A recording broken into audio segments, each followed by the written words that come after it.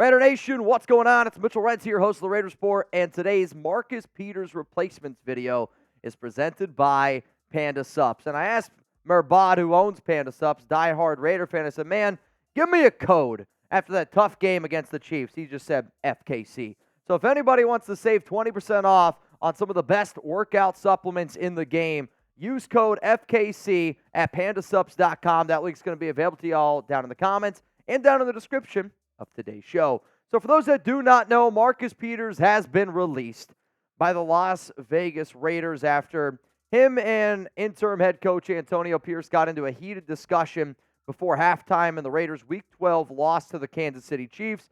Then Peters decided to spend the entirety of the second half on the sideline wearing a beanie, pouting like a little baby, not participating with his team. So when I saw that go down, I was like, oh, man, obviously that was a really shitty situation. Then a report came out late on, it's either like Monday morning or late Sunday, that said the Las Vegas Raiders are expected to release Marcus Peters. We made a video on it, which now as it stands, here are the Raiders' corners on this team. You have Amik Robertson, you have Nate Hobbs in the slot, and then you got Jack Jones, who was just claimed off waivers, who's got a great responsibility or a great relationship with Antonio Pierce. Then you're also looking at Jakorian Bennett, who was a healthy scratch. Tyler Hall can play in the slot. The Las Vegas Raiders might even have to kick in Nate Hobbs as the outside corner and put Tyler Hall as the starter. But then you got Brandon Facyson, who is still on IR, and I have no idea when or if he's going to be coming back anytime soon. Some other corners on the practice squad. Sam Webb is the top name that I look at because it flashes last season, showed that he was able to handle the Patrick Graham scheme and showed that he was going to go out there and give it his all. Cornell Armstrong, another player to keep in mind, as well as Troy Pride Jr. Sam Webb is a little bit more undersized. If they want to go with the longer, lanky corner, that's where I think they could potentially look at Troy Pride or Cornell Armstrong. With the fact that the Raiders decided to move on from Marcus Peters, and I know that we're not really talking about it too much on this show, but they're also decided to waive Roderick Teamer on top of that. So you lost a corner that was a starting corner on your team, then you lost a depth player at safety. So my question to you is this, and this is going to be the pinned comment on today's show. What is your confidence level in the Raiders secondary as it stands right now? Scale it from 1 to 10. 1 being you're not confident at all. 10, it's the best secondary in the NFL. My answer coming up after this YouTube ad break. Right now, my confidence level in this Raiders secondary is a 6. I know that they have some good players. Luckily, the bye week is coming at the absolute perfect time with all this drama in the secondary. Maybe they decide to go out and add a free agent. We'll talk about a few names coming up here because I got 5 names to keep in mind. Maybe they're just going to promote somebody from within. But you have to figure it out because if you have any chance of making the playoffs, and not only just making the playoffs, if Antonio Pierce wants to prove that he's going to be the next head coach of this team, he's got to put it together this week. He's got to put it together next week, and the Raiders have to be ready to go against the Minnesota Vikings in Week 14 to make a real playoff run. Now, I also want to give a shout-out to some of the people that we banged during our Raiders-Chiefs watch party, and I love being able to have a good time on these shows. Shout out to our MVP, Sam On. Sam, I messaged you on YouTube, so I'm trying to get your address so I can send you the signed football that we got. Also, shout out to Paige Davis. Bill from Jersey sent in a 125. Mr. Scheffler sent in multiple bangs. Jason Williamson. Shout out to Raider Ron. My guy, Nico Laz. Your jersey just came in, actually. Dean Sharp got the party started. Patrick B., Mount Raidermore, and Justin Abgen, a member of the Silver and Black Hills. I'll tell you this right now. When we bang live on a show, it's like, man, it's the ultimate adrenaline rush. But I also know it's because the people that do that send in that 100, know that a lot of people around the nation watch this show and respect it because people watch the Raiders Report to sometimes get away from reality a little bit. And when you have this team, sometimes you need it a little bit more. Bottom line, appreciate all y'all. And if you want to see your name on a future show, join the Bang Gang when we go live. All right, so let's talk about here's some potential Marcus Peters replacements. I have 5 corners that I would pick up the phone and I would give them a call and saying, hey, right now we need you in a little bit of a pinch. First name is Casey Hayward, and I know a lot of the nation brings up Hayward a lot in terms of cornerbacks because of how good he was on the Las Vegas Raiders back in 2021. He was playing in a Gus Bradley defense, which sure is the perfect defense for Hayward, and he knew it like the back of his hand and was signed to be that player coach. And I will admit, if the Raiders want to go man and if they want to be a very physical football team, I don't know if Casey Hayward is the best guy to keep in mind. However, though, if you do plan on running zone, and the Raiders ran quite a bit of zone yesterday against Kansas City, then I think one of the better zone corners in the NFL is Hayward because he doesn't try to do too much, and he goes out there and he can be that veteran leader, which the Raiders will be missing now without Peters. He can go out there and he can be that player coach. So to me, he's the best free agent cornerback available, and even though he hasn't played this season, he was with the Atlanta Falcons last year. He spent some time on some practice squads. I'm a big believer in Hayward because he can be that player coach. I'm not saying he's going to start for the Raiders by any stretch of the imagination, but for what the Raiders are losing from veteran leadership from Peters that they were hoping that they'd have, they need to be able to figure out a replacement for that. And I think Casey Hayward is a name to keep in mind.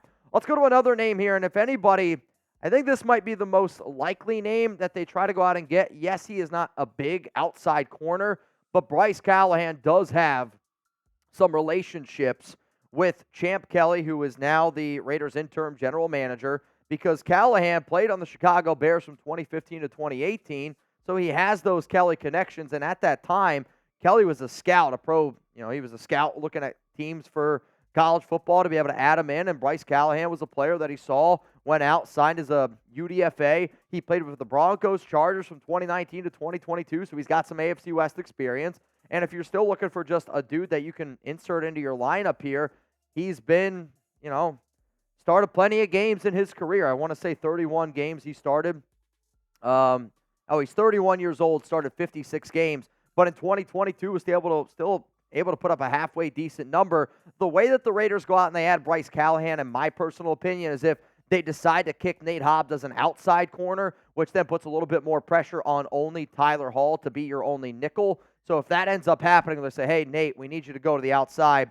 Watch out for Bryce Callahan. Maybe not so much to replace Marcus Peters, but to help replace some of that lost veteran leadership to help bolster that nickel cornerback room a little bit more. Coming up, I got 3 more free agent targets that I think the Raiders could look at if they are truly trying to replace Marcus Peters. But before I get into that, I got to show some love to today's sponsor, Panda Sups. And if anybody wants to get started with them, use code FKC for 20% off at pandasups.com.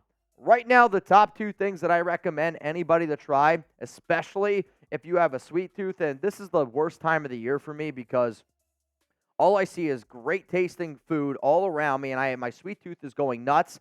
I'm telling you this right now, try Panda Sups protein, whether you want to get your hands on their mint chocolate chip or their cinnamon toast crunch. Both are going to blow your freaking mind. And then on top of that, because my diet right now, I'll be honest with you, isn't as great as what it should be because sometimes that's what the holidays do to you. I struggle getting up in the morning and going to the gym. When I take a scoop of anything from Panda Sups, like their pre-workout, I just tried their brand new one, which is the Sinister one. It wakes me up. I can go tackle an incredible workout because I'm a person who needs a good routine. So when I wake up, I go to the gym, I have a better day at work, then I eat healthier when I get at home. Panda Sups can help you get those 2024 goals started in the right direction. So please go get started. Use code FKC, 20% off at pandasups.com. That link's going to be available to y'all down in the comments and in the description of today's show. Let's keep it rolling here with some potential Marcus Peters replacements. If you want a long, lanky corner, I do think that Jarren Williams is an interesting player because he's a good athlete, but he has struggled to stay healthy, and he's just struggled in the NFL in general. When Greedy was first coming out of LSU, he was one of the corners that I loved the most because you can't deny that he has that athletic ability that you just simply can't teach. However, though, they already kind of have a little bit of a project player. Think of him as like a Jack Jones. Got a lot of talent, but sometimes he's a little bit of a knucklehead. He was on the Eagles practice squad this season. He was selected 46th overall, second round in the 2019 NFL draft. But if you are looking for that long, lanky corner, that's where Greedy can step up in here. He's 6'2". He's 185 pounds. He does need to add a little bit of meat to his bones. He needs to be able to stay in football shape. But if you're looking for just a high upside type of pick because you believe in Antonio Pierce and you believe in Pierce to be able to go out there and say, hey, I can make anything out of anybody because teams are going to play for me, players are going to play for me because I am that former player and I'm that coach now. I think Greedy Williams is a name to keep in mind. Let's go to another name here, and currently he is on the Jaguars practice squad, which means if the Raiders were to go out and get him, they would have to add him to the active roster. Amani, oh man, I can never get this. Either way, corner for the Jags right now in the practice squad. I literally practiced it before the show.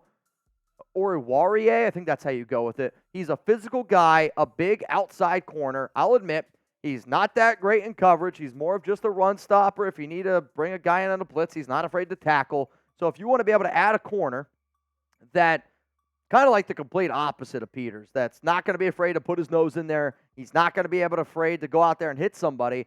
The other reason why I kind of like this pick is because Oruwariye could also add a little bit of flexibility to your special teams room because he does have that ability to be a tackler, and the fact that also you lost Roderick Teamer could be just an interesting option. I admit, though, the reason why I don't know how I feel about it is because he is on a practice squad, and I don't know if he deserves to be just promoted right away to the active roster. I got another name here for Marcus Peters replacements that is a free agent. It's Jarren Williams, and he last played on the Lions in 2022.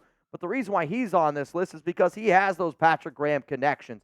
He played on the Giants from 2020 to 2021. It's only 2 seasons, but still 2 seasons where Graham was the defensive coordinator, and he started in 2 games in 2021 while appearing in 6. If you're at this point in the season and you know that you only have 5 games remaining, right? You want somebody that's got some familiarity. I'm looking for either somebody that knows Patrick Graham's system or a veteran that I believe I can bring in and I can be a plug-and-play player or can be a reliable person to be that player coach, because that was one of the reasons why you decided to go out, and it's one of the reasons why you decided to sign Marcus Peters in the beginning. From a career standpoint, though, 10 games played, 19 tackles, 1 PBU, 5'11", 190 pounds. Jarren Williams, I think from a talent standpoint, is the least talented out of everybody that I just mentioned, but because of those connections with Patrick Graham, that's why he makes the list. So here's your opportunity to make the call. Should the Raiders sign a corner to help replace Marcus Peters? That's the multi-million-dollar question. The Raiders saving about $1.5 million by moving on from Peters due to incentives, so you can use that $1.5 million, and you could potentially invest that into one of these corners that I mentioned. So one more time here before I go. The top 5 Marcus Peters replacements that I see right now in the free agent market / on a practice squad is Casey Hayward, Bryce Callahan, Greedy Williams, Amani Oruwariye, and then Jarren Williams. If you don't already know, I want you to hit that subscribe button, because anytime Raiders news happens, Marcus Peters released, we got a video on it. Roderick Teamer released, we got a video on it. And if the Raiders do go out and if they sign anybody, whether it's a Marcus Peters replacement or not, we will be making a video here on the Raiders Report.